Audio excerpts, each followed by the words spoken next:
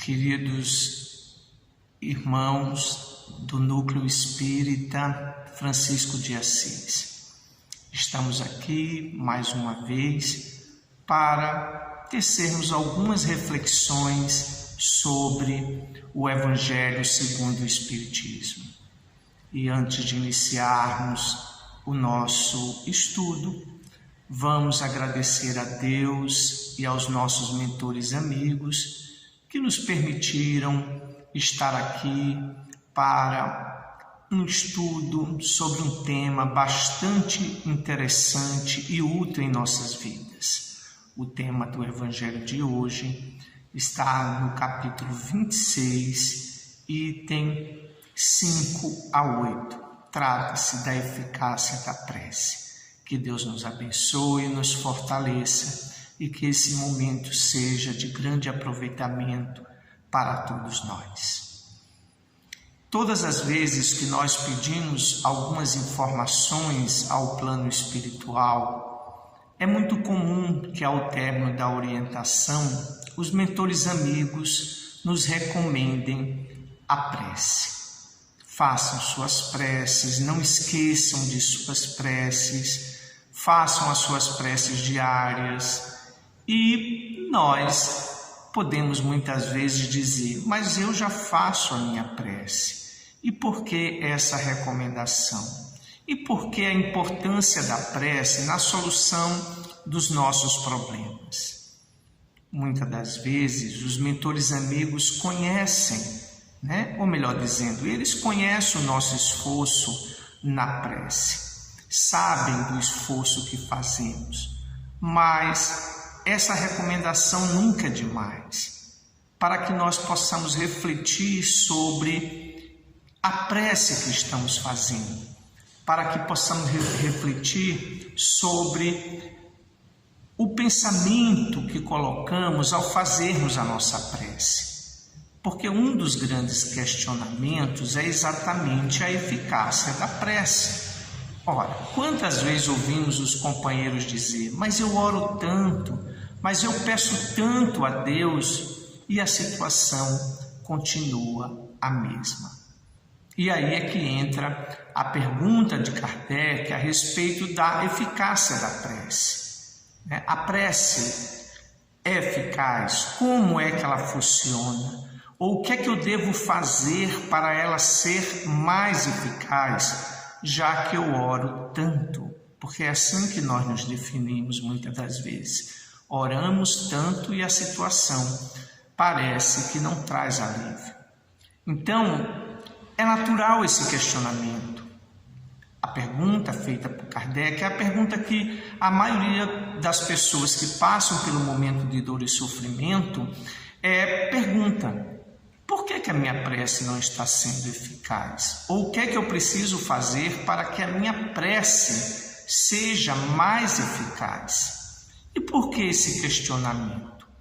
Ora, é da natureza humana questionar. Questionamos tudo que não entendemos. E como espíritos imperfeitos, ainda ignorantes da maioria das leis que regem o universo, é claro que temos que perguntar, temos que questionar. São essas dúvidas que nos impulsionam ao estudo. E ninguém pode ser criticado, ninguém pode ser olhado de maneira atravessada porque questiona o porquê da sua prece não está sendo eficaz ou porque a prece não é eficaz do jeito que eu gostaria. Na verdade, isso pede estudo sobre o fenômeno. Como é que se dá o processo de realização da prece? Como é que funciona todo o mecanismo para que a prece se torne eficaz? E aí, hoje, a gente pode dizer assim, graças à doutrina espírita, nós já conhecemos, através da obra de Allan Kardec, através da publicação dos diferentes mentores espirituais, através dos médiuns, conhecemos um pouco mais sobre o funcionamento desse mecanismo. A doutrina espírita traz para nós esclarecimento de como o processo funciona. E é preciso nós estarmos atentos a alguns detalhes, porque muitas das vezes nós nos apegamos à afirmação do texto que diz, né? Pedis e obtereis. Mas esquecemos das outras recomendações para que o pedido seja atendido. Fazei a tua parte e os céus te ajudará. A cada um será dado segundo a sua obra. Então, não é apenas o pedir, mas é entender como este mecanismo funciona. O texto pede que a gente faça essa reflexão. Como é que funciona desde o pedido até o recebimento? E o que é que eu posso receber? O que é justo eu receber? E o que é que eu mereço receber? Por quê? Porque as experiências que eu quero deixar de vivenciar, que eu rogo a Deus que eu não precise vivenciar, ou que me livre da vivência dolorosa, porque normalmente quando nós pedimos é para nos livrarmos das situações dolorosas, essas situações são justamente as situações que estarão ali para promover o nosso crescimento espiritual. Então a gente precisa entender, a prece eficaz como é que ela pode se tornar mais eficaz? Como é que os Espíritos podem nos ajudar, né, a atender o nosso pedido? Nós sabemos que somos espíritos um pouco acomodados. É muito difícil perguntar a uma pessoa se ela gostaria de receber, por exemplo, ganhar na loteria. Ah, claro que eu gostaria de ganhar na loteria. E muitas das vezes a gente brinca, né? E você já jogou na loteria? Não. Observe aí esse paradoxo, né? A pessoa, ela gostaria de ganhar, mas nunca jogou. Será que ela não conhece o mecanismo desse sorteio? Que para ganhar é preciso primeiro jogar? Então, assim é a prece. Nós às vezes desconhecemos o mecanismo, não compreendemos o que existe por trás do fenômeno da prece até a fase que é a obtenção daquilo que nós pedimos. Então, se nós não conhecemos, precisamos estudar. E a doutrina espírita traz para nós uma referência de estudo, traz explicações como esse processo funciona. Mas supondo que a pessoa entenda que para ganhar na loteria ela precisa jogar, por que ela não jogou? Como é que ela quer obter um favor, né? Como ela quer obter a sorte, melhor dizendo, o benefício da sorte, se ela nem jogou? Aí entra aquela conduta muito semelhante quando nós buscamos Deus. Nós sabemos, o espírita ou o cristão das diferentes denominações conhecem as orientações do Cristo a respeito desse intercâmbio com a espiritualidade superior para recolher os benefícios desse intercâmbio. E que tipo de benefícios são esses? Eu sei, quando a gente começa a estudar, são muitas as perguntas. Mas se a gente for estudando de forma regular, se a gente fizer um estudo como recomenda, o sistematizado, nós vamos conhecer melhor como funciona esse mecanismo. Porque se eu não conheço, eu sempre vou lamentar que as minhas preces, elas não são atendidas. Porque é isso que nós fazemos. Ah, minha prece não foi atendida. Eu não entendo por que a minha prece não foi atendida. E achamos que Deus ou os amigos espirituais não estão atendendo as nossas preces porque não merecemos, ou porque Deus não tem olhado para nós, ou porque esqueceram de mim. Então, o estudo vai permitir que eu compreenda melhor esse mecanismo. E mais do que compreender, saber usá-lo. Saber como o processo ocorre.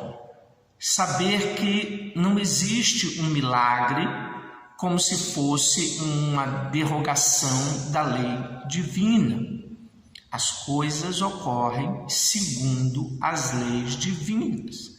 E eu preciso entender isso para não desanimarmos e também para podermos aproveitar melhor esse recurso, que é o recurso da prece. Eu preciso estar atento a isso. Então, quando Kardec traz esse estudo, há umas perguntas que são feitas e essas perguntas se fundamentam exatamente em querer trazer para nós essa explicação. Por que que a minha prece não está sendo eficaz? Ou o que é que eu teria que fazer para a minha prece se tornar mais eficaz? Então, quando a gente entende um pouco mais da lei divina, nós vamos entender que existem leis que precisam ser obedecidas. Existem leis que não podem ser derrogadas. Nós estamos no planeta de provas e expiações ainda. E aí eu faço o pedido: Senhor, não quero sofrer. Ora, como é que eu posso pedir a Deus para não passar por dores e sofrimentos se eu estou no planeta de provas e expiações? Então é preciso que eu tenha também uma lucidez ao fazer o meu pedido. Não passar por provas e expiações é um pedido que não tem cabimento. Porque todos nós que estamos na Terra, estamos aqui para passarmos por provas e expiações. Agora, essas provas e expiações estão de acordo com a lei divina. Não é algo arbitrário. É consequência de nossas escolhas ou uma proposta de crescimento nosso. E aí, as experiências se fazem necessárias ao nosso crescimento. Então, eu preciso saber o que eu estou pedindo. Eu preciso ter noção do que eu estou pedindo, para que eu não saia entristecido por ter feito um pedido que não cabe dentro do planeta que nós estamos vivendo. Eu preciso entender, sim, da natureza do planeta, para compreender a razão de eu estar neste planeta, para poder entender as razões das experiências que eu estou passando. No planeta de prova e expiação, existem vicissitudes que são naturais do planeta. Não fazem nem parte desse chamado quadro expiatório, quadro kármico, fazem parte das vicissitudes do planeta.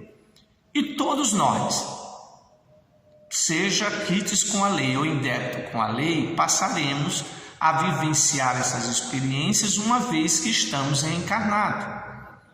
A pandemia não se trata de uma experiência que vai atingir pessoas boas ou pessoas ruins. É uma experiência que todos nós que estamos encarnados precisamos vivenciar. E aí diz: adianta orar? Adianta orar para que nos mantermos atentos a todos os procedimentos, a todas as condutas e posturas que nos ajudem a nos protegermos do vírus e a nos mantermos em uma sintonia que não nos leve a determinados desequilíbrios que diminua a nossa imunidade. Então a gente observa que a oração aí entra com outro propósito. Não é me livre simplesmente, mas me ajude a ter um comportamento disciplinado que me leve a obter um bom resultado. Dentro da proposta da lei, aquele que pede tem que saber qual a postura ativa que ele está mantendo ao fazer o seu pedido. Essa atitude ativa é necessária porque as coisas no universo elas ocorrem segundo a força do pensamento de quem pede, do pensamento de quem vem atuar. Então a gente não pode desconsiderar que neste momento de oração existe sim a minha posição ativa dentro do processo. Quando eu digo eu quero ganhar na loteria e não jogo, aí tem uma posição bastante passiva, né? Sem qualquer reação do sujeito. Quando eu jogo, eu ainda tenho que entender que existe uma possibilidade para que isso ocorra. Existe até muitas orientações sobre como melhorar essas possibilidades. Isso se falando em algo de cunho bastante material. No aspecto espiritual não é diferente. Eu preciso entender qual é a minha posição ativa dentro desse processo da prece. Eu não sou um mero receptor. Não adianta eu ficar dizendo, Senhor, me dê bons espíritos, eu quero. Porque essa atitude é uma atitude extremamente passiva. Eu preciso entender que o benefício da prece ocorre quando eu assumo a minha posição ativa dentro do processo. Senhor, não me deixa passar pelo processo da fome. Aí eu corro atrás, procuro me colocar em atividade, procuro buscar os diferentes recursos e processos que me leve a encontrar uma fonte de alimento. Senhor, eu quero que o Senhor me livre da dor. Mas o que é que eu estou fazendo para amenizar esta dor? Porque a dor, ela tem um objetivo, nos educar. Então eu preciso buscar entender qual era o ensinamento e que mudança de comportamento eu tenho que ter para que a minha prece surta o efeito desejado.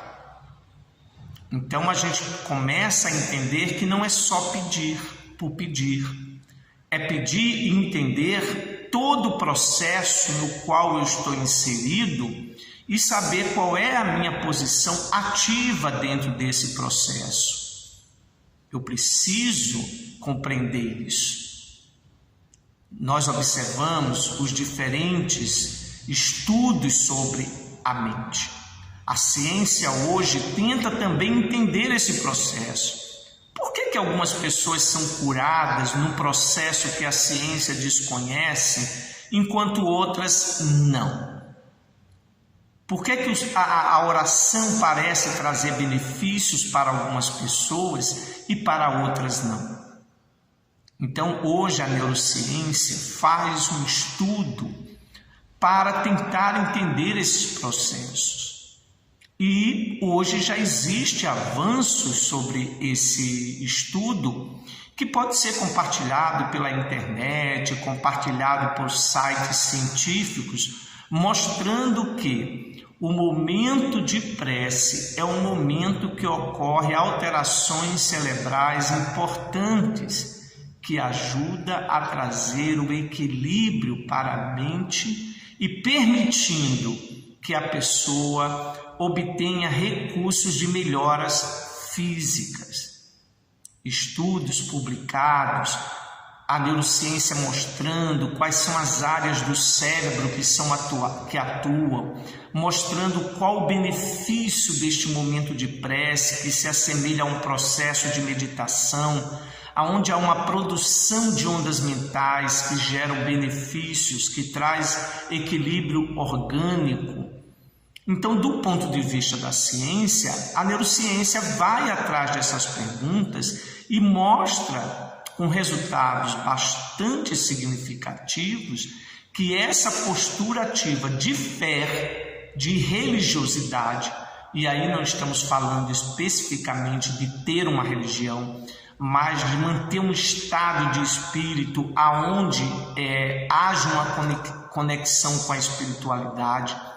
Então, essa conexão com a espiritualidade, essa conexão com o poder superior, e aí você dá o nome, né, segundo a sua denominação religiosa, essa conexão faz com que o nosso cérebro receba estímulos diferentes, que produza reações químicas diferentes, e aí traz alívio, aumenta a imunidade, melhora a capacidade de criação mental. E nós observamos que esse processo é um processo que nos convida a ficarmos ativos, porque melhorando a nossa imunidade, a proposta é que eu continue lutando. Se melhora a nossa resposta muscular, se nos dá uma disposição melhor, essa disposição é para que eu lute. Então eu posso entender que todo benefício que eu possa receber nunca é um benefício que me vá colocar numa posição de simples passividade. Toda resposta à prece é uma resposta que nos leva a nos mantermos enquanto pessoas ativas, para que eu encontre a solução do problema que me aflige. A gente observa que muitas vezes as pessoas dizem assim: ore por mim, peça por mim, quando você for, peça por mim, como se esse processo fosse um processo que não incluísse a pessoa em si.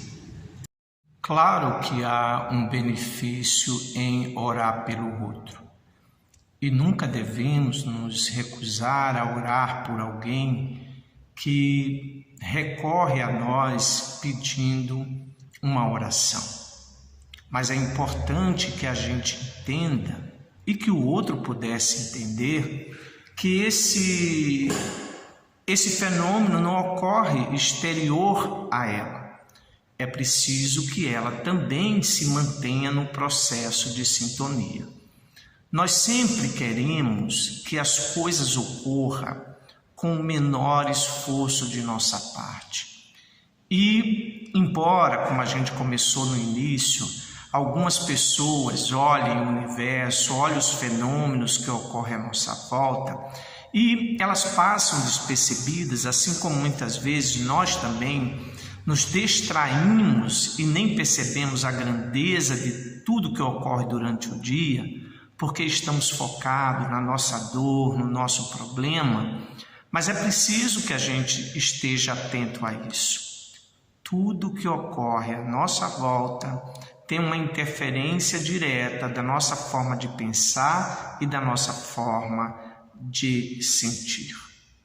É importante porque dentro do processo da oração, nós somos também orientados pelos nossos guias e mentores espirituais, temos o nosso cérebro despertado para uma realidade que nos faz ver realmente com clareza a situação que estamos passando. A dor em si, ela dói, mas a interpretação que eu dou a essa dor dói muito mais. Às vezes o nosso sofrimento, a nossa angústia não está no fato em si vivenciado, mas na interpretação que eu dou ao fato. E aí a espiritualidade amiga, através do socorro fluídico, da energia ectoplasmática de alguns médiuns, nos ajudam a ter um raciocínio melhor, para que eu faça uma leitura melhor do processo que eu estou vivendo. Porque a gente sabe que se o processo de aprendizado neste mundo inclui a experiência da dor, até porque temos um corpo de carne, querer viver sem passar por essa experiência ou interpretar essa experiência como um processo meramente punitivo, nós deixamos de extrair a lição por não compreender a lição. Então é muito importante que neste processo de reflexão eu também me coloque não apenas como agente de transformação, mas que para eu seja um agente de transformação eficaz, eu possa também aprender a fazer uma leitura do que eu estou vivendo. Eu não posso começar a minha oração me sentindo como se fosse o ser mais infeliz do mundo. Eu não posso, durante a minha prece, me colocar como alguém desprovido de qualquer recurso capaz de mudar a situação que eu estou vivendo. Eu não posso me colocar no momento da minha prece como um ser infeliz que roga à providência divina o recurso necessário para a minha melhora, sem incluir a minha disposição para melhorar. E a minha disposição para melhorar começa na interpretação que eu estou dando a tudo que eu estou passando. Porque mais do que a dor, eu friso, é a interpretação que eu dou a esta dor. Então, muitas das vezes, a experiência dolorosa, sim, porque é uma experiência dolorosa, ela passa a ser uma situação de sofrimento, de angústia, porque ela expõe o meu egoísmo, a minha vaidade, o meu orgulho, me coloca numa posição de humildade, exige uma posição de humildade que eu não quero dar, exige de mim uma resposta de amor que eu não quero dar, e aí isso é doloroso, porque tenho que trabalhar em mim, tenho que extrair de mim essa postura dolorosa, e aí a prece não vai trazer alívio nenhum se eu não quiser extrair de mim essa postura equivocada. Porque muitas vezes eu fui aquela pessoa que nunca precisou de ninguém, que sempre fiz tudo e agora adoecido eu sou obrigado a depender do outro, e isso me incomoda profundamente. Então, quando eu digo Senhor, me livra da minha dor, na verdade eu estou dizendo eu não quero depender de ninguém. E nessa experiência o aprendizado é a humildade. Então eu preciso entender qual é o significado dessa dor e o que é que eu estou colocando a mais da percepção que eu tenho sobre a experiência. Então aliviar a dor, aliviar o sofrimento, muitas das vezes é um pedido nosso para não depender do outro, para não mostrar fraqueza ao outro, porque sempre fui forte, porque sempre fui disposto, sempre me orgulhei da minha posição, sempre me orgulhei da minha capacidade de resolução e de repente eu me sinto fragilizado. Essa fragilidade é para que eu possa trabalhar um sentimento que me traga um pouco mais de tranquilidade e serenidade. Então, quando eu faço a minha oração, quando eu faço a minha prece, buscando identificar a razão da minha dor, para que eu possa mudar o padrão de comportamento ou o padrão mental que gera tamanho sofrimento, eu saio da prece com essa proposta de modificação, e aí a gente vai perceber que a espiritualidade se movimenta para que eu encontre o recurso necessário para superar a dor, porque às vezes caminhar com ela é o processo de crescimento, mas nós só colocamos uma prece eficaz quando o fenômeno, ocorre de forma a ferir os nossos sentidos físicos, e aí a gente diz, houve um milagre, mas o milagre ocorre diariamente. Outro dia, ouvindo um socorrista que perguntava a uma senhora se, apesar de tanta fome que ela tinha passado, já vários dias com aquelas dificuldades ali, se ela ainda acreditava em Deus, se ainda acreditava nessa oração e nesse pedido a Deus por socorro. Então ela respondeu para ele, por que não? Graças a Ele, graças às minhas orações, você está aqui. Então a gente observa que este é um milagre que a prece proporciona, né? É essa renovação de forças, de energia, como diz aquela senhora, né? A prova de que Deus existe é você estar aqui.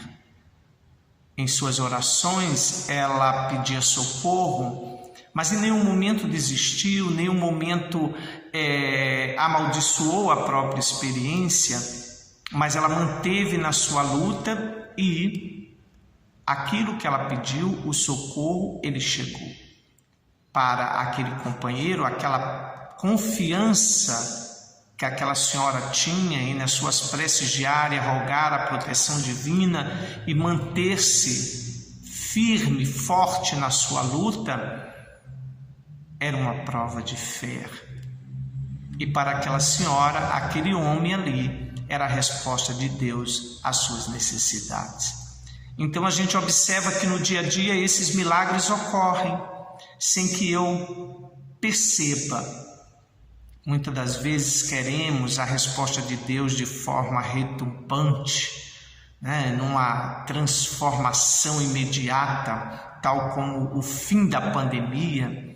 E, no entanto, ele ocorre, né? Essa presença divina, através de diferentes pessoas que se mobilizam para amenizar a dor e o sofrimento de tantos outros que oram e pedem a Deus para que os sofrimentos e as dores sejam aliviadas. Então, a eficácia da prece não se confirma através de fenômenos que chocam os sentidos, mas ocorre diariamente e é perceptível por todos aqueles que, na sua sensibilidade, reconhecem o limite das suas forças, reconhece o momento em que a vida exige dela e ela se sente fragilizada, então ela eleva os pensamentos aos céus e roga essa intercessão e permanece na sua luta, permanece na sua batalha, confiante de que o socorro chegará, e o socorro chega. Então, essa mudança de padrão de pensamento que começa a mudar a própria estrutura cerebral, fazendo com que seja potencializados recursos de naturezas bioquímicas para que a criatura se mantenha operosa, para a criatura batalhe pela sua vitória e não desista. Então, em cada alma que luta, em cada alma que batalha, em cada ser que não desiste, a misericórdia divina ali encontra recursos para ampliar. Eu lembro numa palestra de uma pastora, né, eu estava ouvindo, e essa irmã uma vez disse uma coisa assim que me chamou muita atenção enquanto eu assistia a fala dela a respeito de fé, a respeito de oração, e ela disse que Deus tinha planos maravilhosos para os homens, mas que precisava da mão dos homens para concretizá-lo. Então a misericórdia divina cada dia desce, verte sobre nós, está constantemente à nossa volta, nos estimulando a construir aquilo de bom que nós necessitamos e aquilo de bom que o nosso próximo necessita. Então, o grande milagre que ocorre à alma que ora com fé, com alegria, com fervor, é essa renovação em si mesmo, em busca do melhor para si e em busca de melhor para os irmãos de caminhada.